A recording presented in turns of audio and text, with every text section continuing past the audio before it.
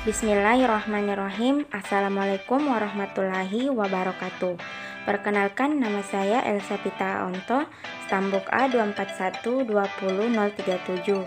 Baiklah, di sini saya akan menjelaskan sedikit mengenai pertumbuhan dan perkembangan pada tumbuhan.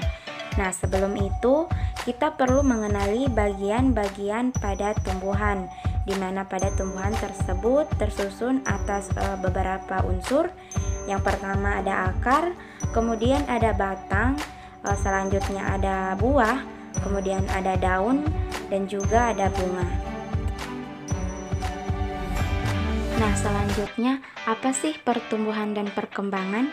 Nah, definisi dari pertumbuhan adalah suatu proses penambahan ukuran yang bersifat kuantitatif dan irreversibel atau tidak akan berubah ke bentuk semula. Sedangkan perkembangan adalah proses menuju kedewasaan yang ditandai dengan pembuahan pada tanaman tersebut. Kemudian, apa saja sih yang memengaruhi pertumbuhan dan perkembangan? Nah, kita harus tahu ada dua faktor yang mempengaruhi pertumbuhan dan perkembangan tanaman yang dapat kita lihat dari pertumbuhan yang terjadi. Nah, faktor yang pertama adalah faktor eksternal yang merupakan faktor yang berasal dari luar tubuh tumbuhan. Nah, faktor yang kedua adalah faktor internal yang merupakan faktor yang berasal dari dalam tubuh tumbuhan itu sendiri. Nah, sekarang kita bahas satu persatu. Yang pertama yaitu faktor eksternal. Antara lainnya itu zat hara atau nutrisi, cahaya, air, suhu, dan kelembaman. Yang pertama yaitu zat hara atau nutrisi. Seperti yang kita ketahui, semua makhluk hidup membutuhkan nutrisi sebagai sumber energi. Nah, zat hara terdiri dari unsur makro dan unsur mikro, di mana unsur makro adalah zat yang dibutuhkan tanaman dalam jumlah yang besar, yaitu karbon, oksigen, hidrogen, nitrogen, sulfur, fosfor, kalium, dan magnesium.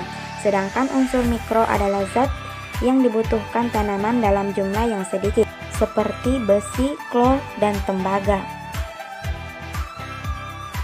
Nah, keadaan fisiologis tumbuhan yang kekurangan unsur makro atau mikro disebut defisiensi, dimana bisa kita lihat ini merupakan contoh tanaman yang kekurangan zat hara.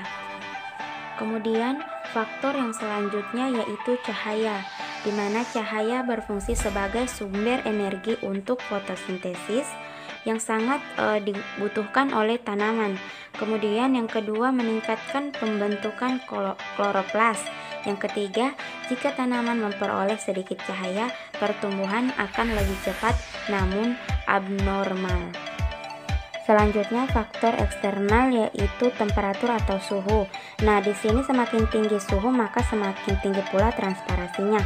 Akan tetapi, kandungan air dalam tubuh tumbuhan akan semakin rendah sehingga proses pertumbuhan akan semakin lambat.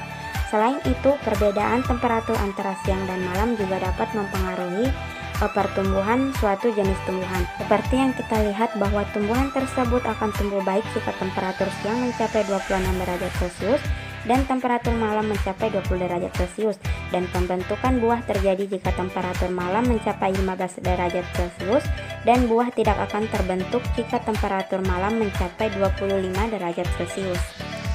Nah, faktor selanjutnya yaitu air, di mana air merupakan senyawa yang paling penting bagi tubuh tumbuhan.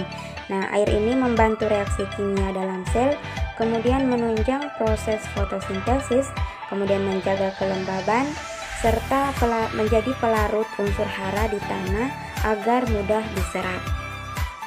Faktor yang selanjutnya itu derajat keasaman atau pH, di mana pada unsur pH tanah netral, unsur-unsur yang diperlukan itu terpenuhi seperti kalsium, magnesium, kalium, fosfor cukup tersedia. Namun pada pH asam, unsur yang tersedia dapat meracuni tumbuhan seperti Al, MO, dan Zn. Jadi, kondisi pH tanah juga dapat mempengaruhi pertumbuhan dan perkembangan tumbuhan. Selanjutnya yaitu faktor internal, yaitu faktor yang berasal dari dalam tubuh tumbuhan itu sendiri, di mana faktor internal ini terdiri atas dua, yaitu gen dan fitohormon. Nah, gen merupakan substansi yang menurunkan sifat dari induk ke keturunannya, yaitu mengatur keadaan fisik dan non-fisik pada tumbuhan, contohnya seperti warna bunga dan rasa buah. Nah, fitohormon yaitu zat yang mengendalikan fungsi tubuh pada tumbuhan, yaitu contohnya auksin, giberlin, sitokinin, dan lain-lain. Nah, berikut macam-macam fitohormon beserta fungsinya. Mari kita baca bersama. Sekian penjelasan singkat dari saya. Lebih dan kurangnya saya mohon maaf. Saya akhiri. Wabillahi taufiq wal hidayah. Wassalamualaikum warahmatullahi wabarakatuh.